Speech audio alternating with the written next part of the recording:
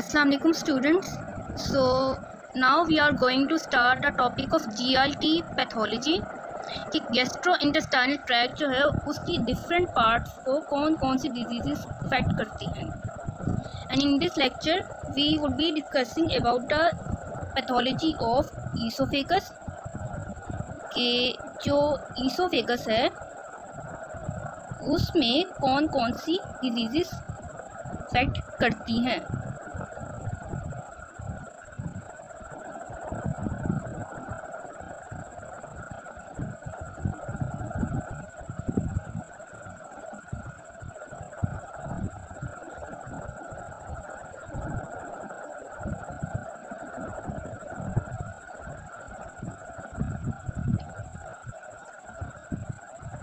अब अगर हम ईसोफेगस की पैथोलॉजी को देखें तो ईसोफेगस को इफ़ेक्ट करने वाली 4 तरह की डिजीज़ होती हैं। एक तो ये कि कुछ डिजीज़ होती हैं ईसोफेगस की जो होती हैं ऑब्स्ट्रक्टिव डिजीज़,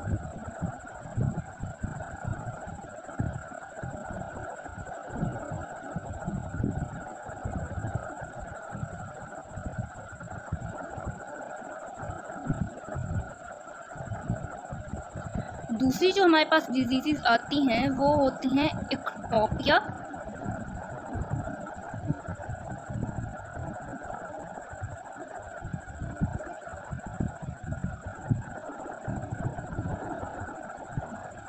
और उसके बाद जो अगली डिजीज़ हमारे पास आती हैं वो मुख्तलिफ़ तरह की इन्फेक्शंस हो सकते हैं या कह लें कि मैकेनिकल एब्रेशंस जो होती हैं ऑफ ईसोफेगस।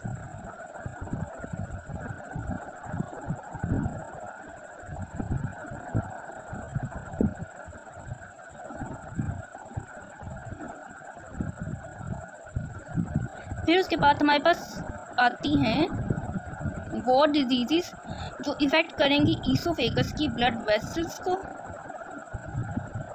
एंड लास्ट में जो हमारे पास डिजीज़ आती हैं that includes various tumours affecting oesophagus.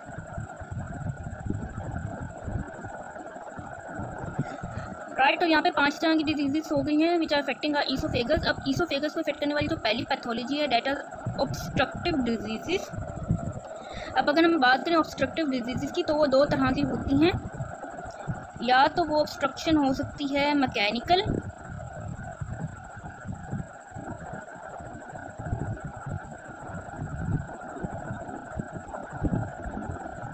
या तो वो ऑब्स्ट्रक्शन हो सकती है फंक्शनल।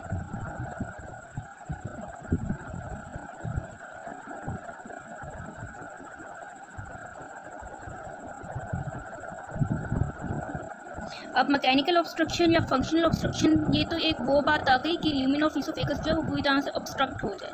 कुछ डिजीज़ ऐसी होती हैं जिसमें ल्यूमेन ऑफ ईसोफेगस ऑब्स्ट्रक्ट तो नहीं होता लेकिन नैरो हो जाता है, विच इंक्लूड्स ईसोफेजियल स्टेनोसिस।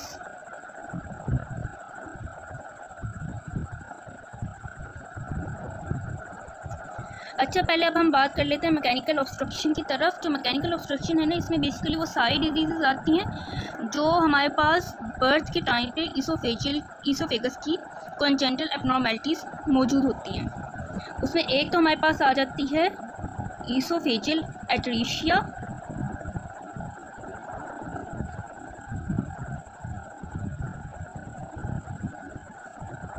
दूसरी आ जाती है ईसोफेजियल फिस्टुला।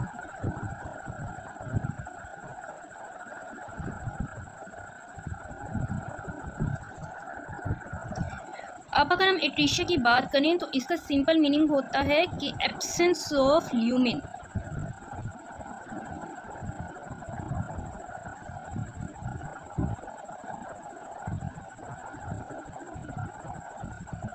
और अगर हम बात करें फिस्टुला की, it means N abnormal communication.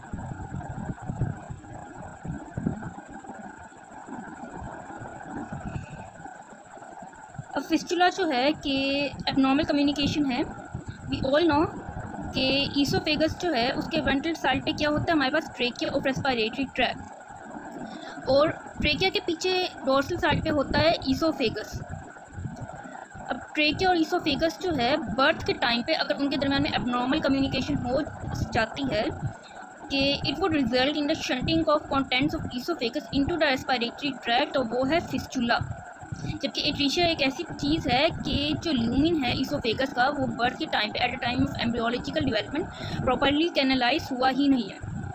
अगर बर्थ के टाइम पे होगा तो ईसोफेजियल एट्रीशिया और फिस्चुला दोनों हमें कोएग्जिस्ट होते हुए मिलेंगे। वो किस तरह से कि अगर अपर पार्ट ऑफ ईसोफेगस का एट्रीशिया होगा तो लोअर पार्ट का फिस्चुला होगा। और इस केस में क्या होगा कि अपर पार्ट ऑफ ईसोफेगस में तो ल्यूमिन है ही नहीं, तो जैसे ही जो है एक न्यूबॉर्न चाइल्ड कुछ भी इनगल्फ करेगा तो वही चीज़, फॉर एग्जांपल एक फ्लूइड इनटेक करेगा तो वही चीज़ जो है वापस बाहर आ जाएगी, जिसे हम रिगर्जिटेशन कह सकते हैं। क्योंकि यहाँ पे तो ल्यूमिन है ही नहीं, तो वो फ्लूइड जो है इनटेकन फ्लूइड वो आगे की तरफ मूव कर नहीं सकता।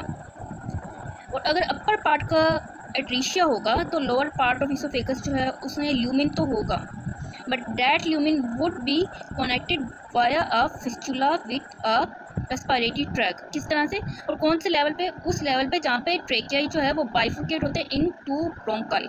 अच्छा, अगर अपर पार्ट ऑफ ईसोफेगस का एट्रीशिया होगा, लोअर पार्ट का फिस्चुला होगा, then obviously it would result in the regurgitation. लेकिन अगर अपर पार्ट का ल्यूमिन मौजूद है, एट्रीशिया नहीं है, लेकिन लोअर पार्ट का एट्रीशिया है, तो अपर पार्ट का जो है that would be connected via fistula with a respiratory tract with the trachea. तो जैसे ही बेबी जो है वो फ्लूइड को इनगल्फ करेगा तो वो फ्लूइड जो है ईसोफेगस के अंदर से होते हुए पहुंच जाएगा इनटू द फिस्चुला, और फिस्चुला से वो पहुंच जाएगा इन द ट्रेकिया, ट्रेकिया से आगे ब्रोंकाई में, और ब्रोंकाई से लंग में, which would result in an aspiration pneumonia. अच्छा, यहाँ पे हमने पढ़ लिया mechanical obstruction of oesophagus. Now we are moving towards the functional obstruction of oesophagus. तो फंक्शनली देखें तो ईसोफेगस में जो ऑब्स्ट्रक्शन है वो मज़ीद 2 टाइप्स की होती है। एक होती है ईसोफेजियल डिसमोटिलिटी,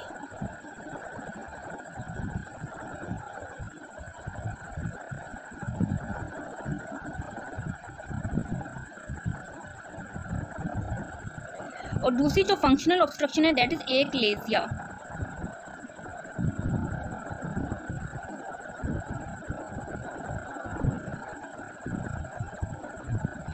जो ईसोफेजियल डिसमोटिलिटी है it is a disorder of muscularis of oesophagus,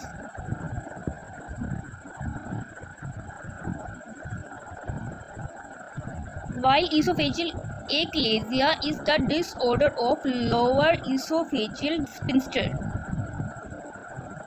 अच्छा, पहले हम देख लेते हैं ईसोफेजियल डिसमोटिलिटी को, विच मीन्स कि जो ईसोफेगस की जो बेसिकली मोटिलिटी होती है ना, it is due to the peristalsis. और पेरिस्टाल्सिस किसकी होती है? It is due to the coordinated contraction of muscularis part of the oesophagus. अच्छा, अगर अब इस मस्कुलरिस पार्ट ऑफ ईसोफेगस जो इसमें किसी भी तरह की एब्नॉर्मैलिटी आती है तो उसकी वजह से जो पेरिस्टाल्सिक मूवमेंट है ऑफ ईसोफेगस, जो कोऑर्डिनेटेड कॉन्ट्रैक्शन है वो मुतासिर हो जाएगी। या फिर दूसरी एब्नॉर्मैलिटी ये हो जाती है कि मस्कुलरिस ऑफ ईसोफेगस जो है उसमें किसी भी तरह का स्पाज्म आ जाए, उसमें स्पाज्म आ जाएगा तो ल्यूमिन ऑफ ईसोफेगस जो है वो कॉन्ट्रैक्ट हो जाएगा, ठीक है, ऑब्लिटरेट हो जाएगा due to the contraction of muscularis, hence it would result in the functional obstruction. अगली जो चीज़ है हमारे पास that is oesophageal achalasia. So what is oesophageal achalasia? Basically ये अफेक्ट करता है हमारे लोअर ईसोफेजियल स्फिंक्टर को, and it is a triad of 3 points। एक तो हमारे पास आ जाता है कि अगर लोअर ईसोफेजियल स्फिंक्टर जो है उसकी इनकम्प्लीट रिलैक्सेशन हो रही है,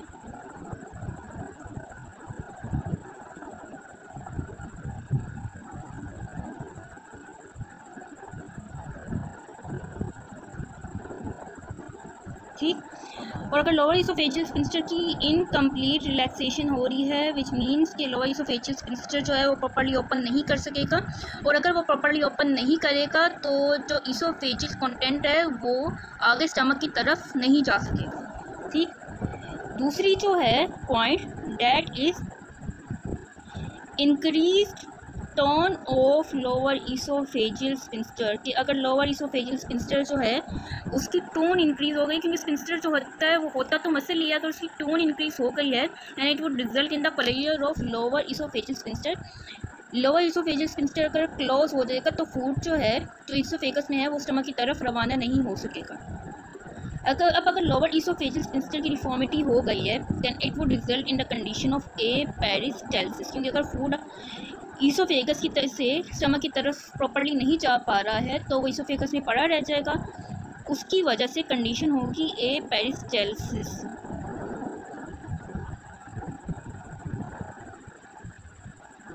And hence we can say that achalasia is a triad of incomplete relaxation of lower esophageal sphincter, increased tone of lower esophageal sphincter and a peristalsis। अब achalasia होता क्यों है?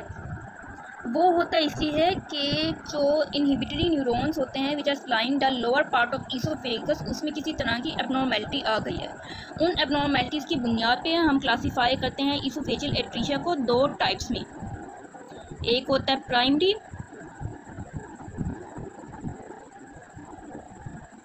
और दूसरा होता है सेकेंडरी। अच्छा, प्राइमरी में क्या है कि एबनॉर्मेलिटी होगी of the inhibitory neurons prime the lower oesophageal sphincter, और प्राइमरी जो है वो इडियोपैथिक होता है।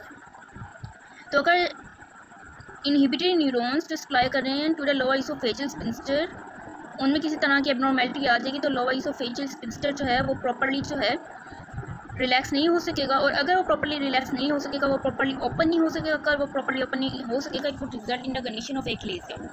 सेकेंडरी जो है एक्लेजिया, इसका सिर्फ ये मतलब है कि जो सेकेंडरी डिजीज़ होती है कि पहले कोई और डिजीज़ हुई और उस डिज़ीज़ की वजह से इसोफेगस इफेक्ट हो गया।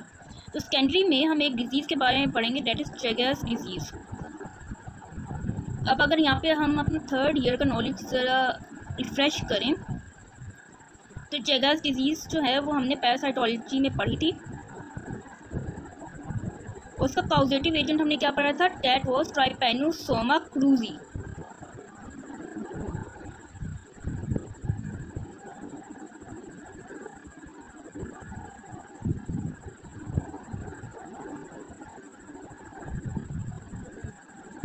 अब ट्राइपैनोसोमा क्रूजी जो है वो कैसे कोज करता है चेगर्स डिजीज़ कि ये जो है trypanosoma cruzi it invades mesenteric plexus.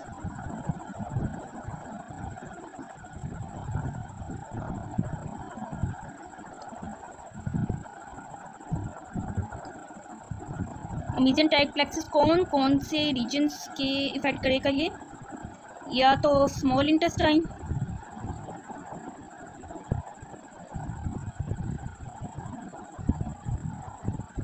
या फिर ऑफ कोलोन,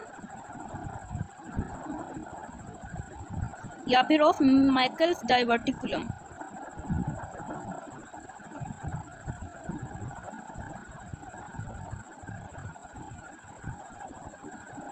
तो इन तीन एरियाज में जो मेसेंटेरिक प्लेक्सिस हैं जब वो इन्वेड होंगे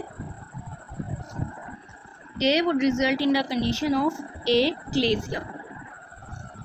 तो यहाँ पे हमने कंप्लीट कर ली mechanical obstruction of oesophagus, functional obstruction of oesophagus. अगली जो थी that is narrowing of oesophagus, that is stenosis. अब स्टेनोसिस किस लिए होगी, नैरोइंग ऑफ इसोफेगस, और नैरोइंग ऑफ इसोफेगस किसकी वजह से होगी कि या तो it would result due to fibrosis in the lamina propria, या दूसरी चीज़ ये हो सकती है कि it may be due to atrophy of the muscularis muscle, या फिर अगली चीज़ ये भी हो सकती है कि इसोफेगस में किसी भी तरह का इन्फेक्शन हुआ, इन्फेक्शन के रिजल्ट में स्कारिंग तो होनी होती है, तो स्कारिंग जब हुई तो it would result in the narrowing which is known as stenosis.